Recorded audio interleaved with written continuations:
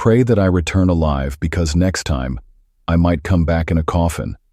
This were the exact words Sam Abraham said to his father as he left for Australia from India.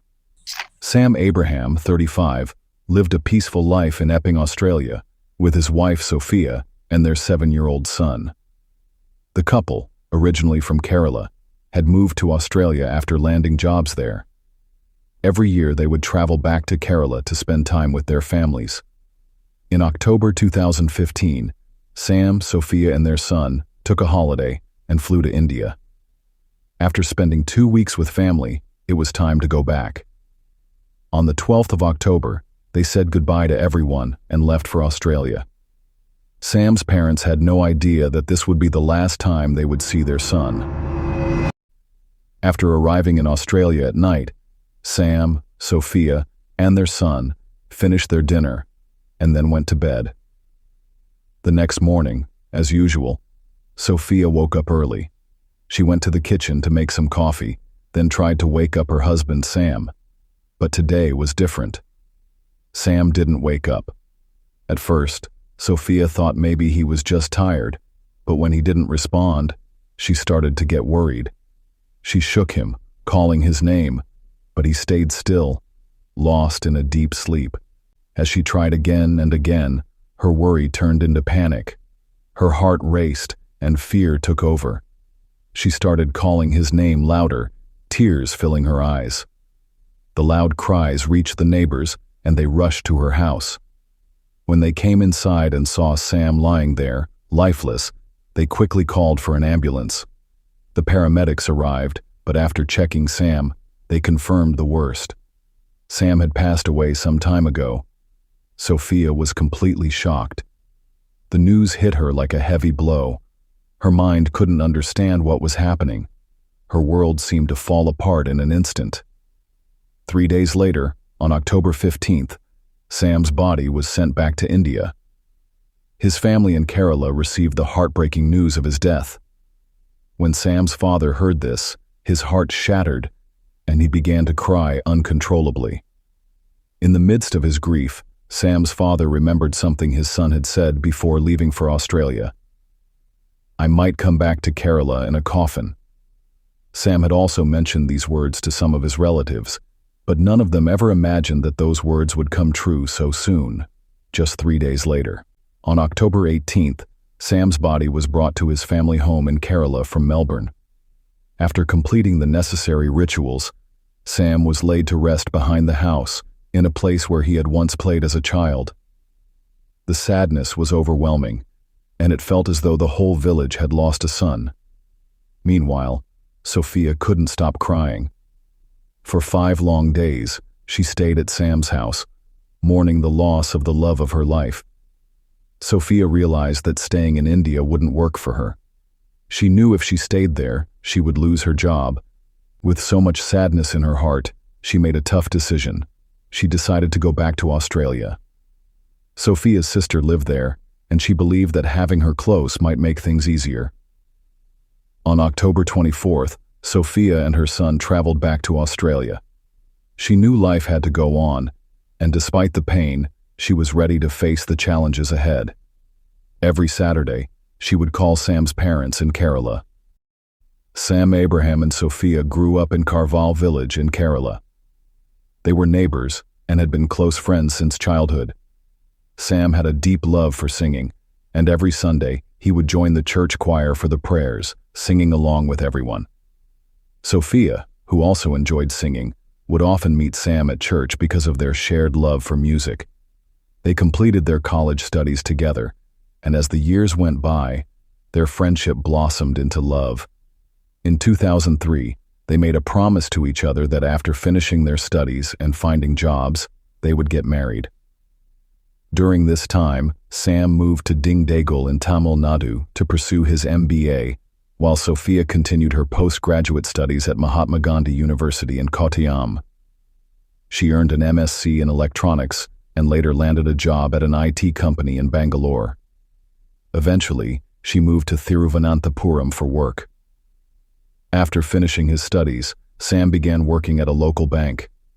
Later he moved to Dubai, where he took up a job at a UAE Forex exchange company. Both Sam and Sophia were making great progress in their careers, growing stronger in their respective paths. As time went by, they knew it was time to take the next step and decided to get married.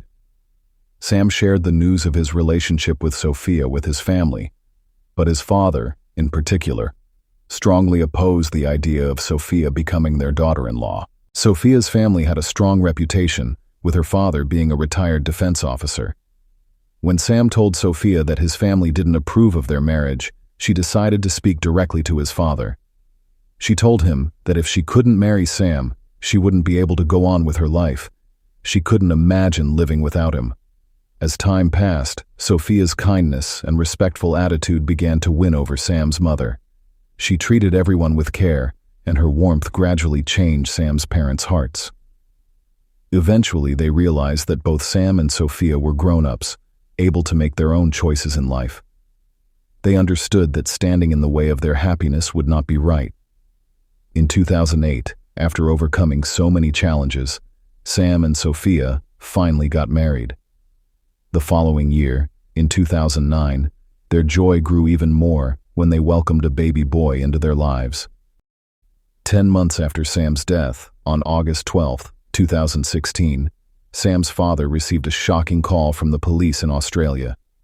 The officers told him that his son hadn't died from a heart attack, as everyone had believed, but had actually been murdered. They also told him that they had arrested Sam's wife, Sophia, on suspicion of being involved in the murder. This news hit Sam's family like a thunderbolt. If Sam had died from a heart attack, how could Sophia possibly be accused of murder? This question echoed in their minds, leaving everyone in a state of confusion. The truth came out through Sam's autopsy report, which completely changed the direction of the case. The report showed that Sam had not died from a heart attack at all. Instead, he had been poisoned with cyanide. The level of cyanide in his blood was so high that it was clear it had been the cause of his death. To make things even more mysterious, the report also found traces of a sedative in his system, suggesting that he might have been drugged before being poisoned.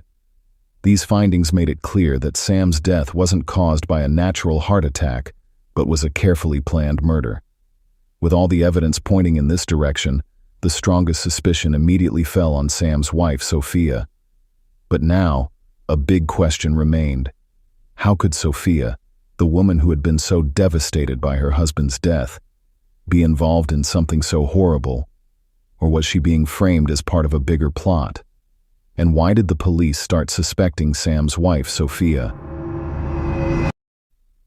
The Australian police decided to approach the investigation in a very careful way. After receiving the post-mortem report, they didn't rush to question Sophia. Instead, they kept the critical details about the cyanide and sedative hidden from her. Their reasoning was based on a common tactic used in many investigations.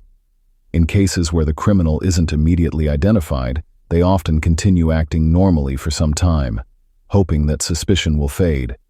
However, once they start to believe the investigation has cooled off and attention has shifted, they might begin to relax, making it easier for the police to spot signs of guilt. Understanding this, the police set up multiple surveillance teams to keep Sophia under close watch without her knowing. One team was assigned to follow her everywhere, paying attention to her daily activities and interactions. Another team focused on tracking her phone calls, listening for any conversations that might reveal something important.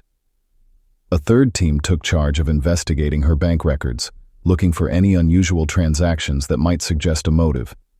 This wasn't a short-term operation. It lasted for months.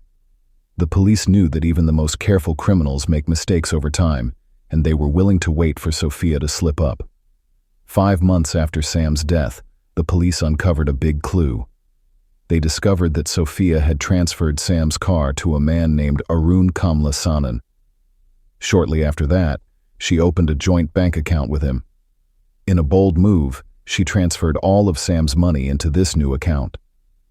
The surveillance team keeping a close watch on Sophia had also noticed something strange. She had been secretly meeting with Arun for several days. The two would meet in quiet places, sometimes in a park in Melbourne, other times at a small cafe, always careful to keep their meetings hidden. At the same time, another team of officers was secretly recording their phone conversations. These calls added up to more than 100 hours of talk.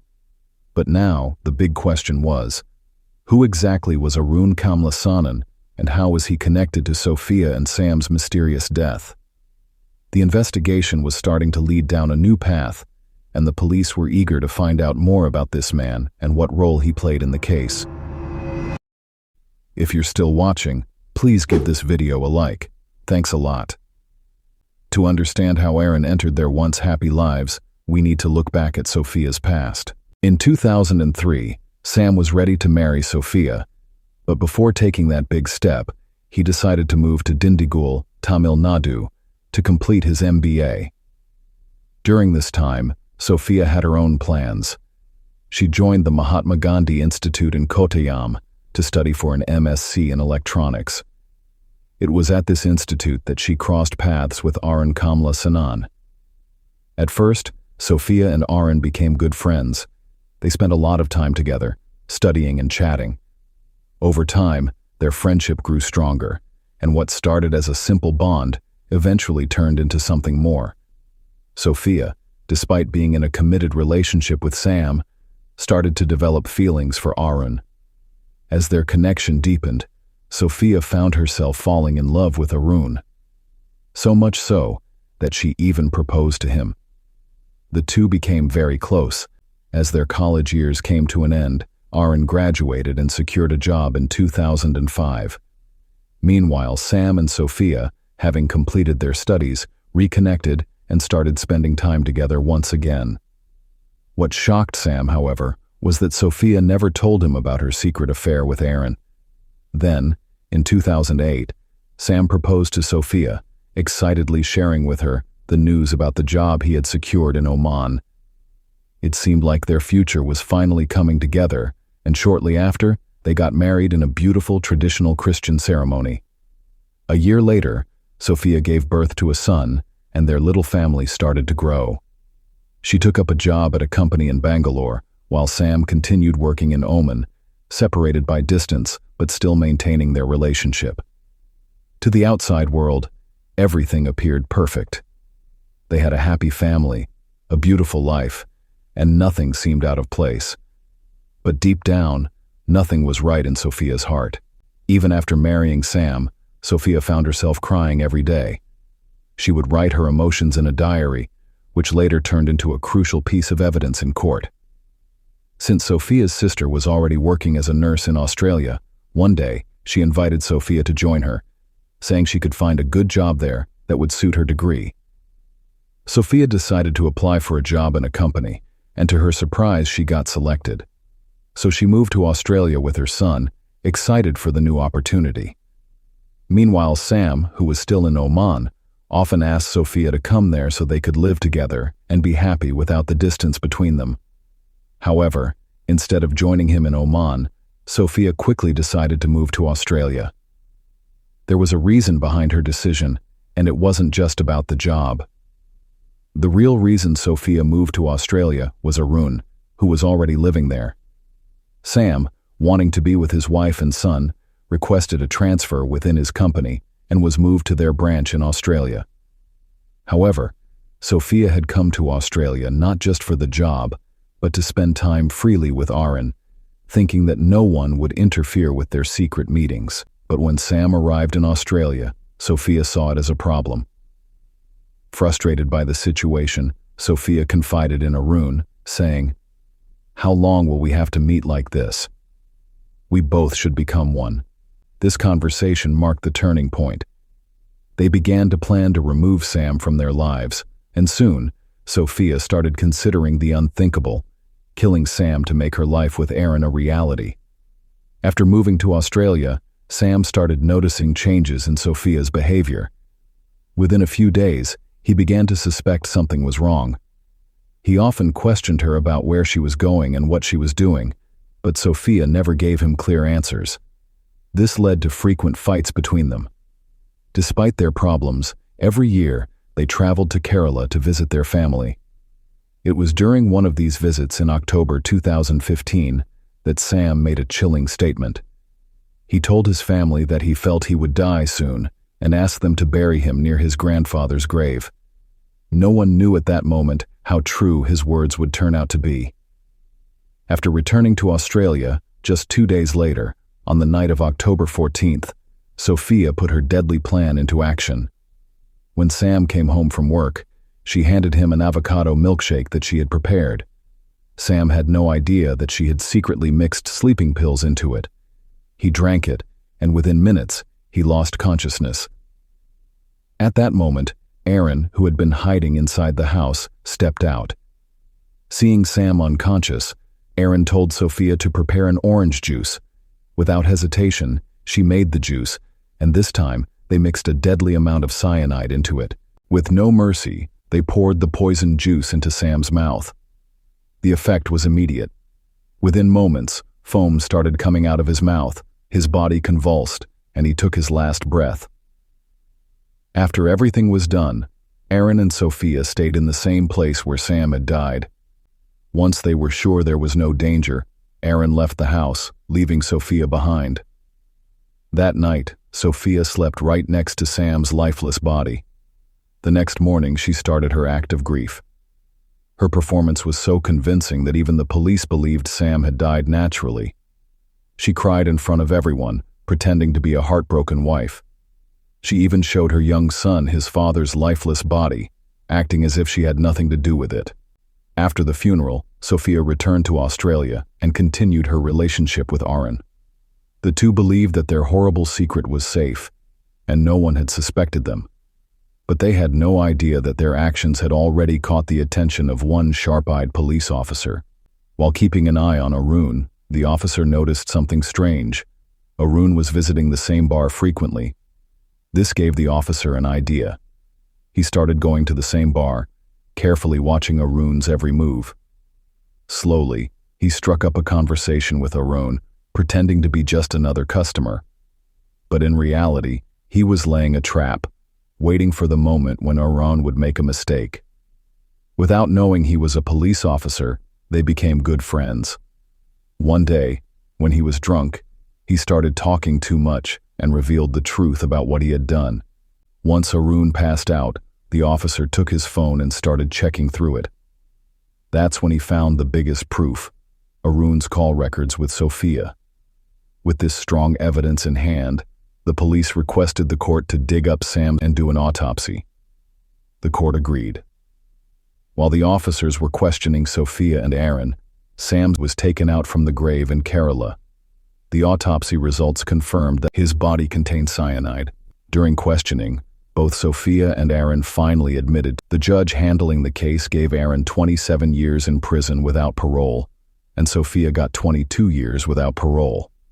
Hearing the punishment, Sophia broke down in tears and begged for a shorter sentence, saying she had a son. But the judge replied, "It's better for the child that you're not with him," and gave his custody to Sophia's sister Sonia.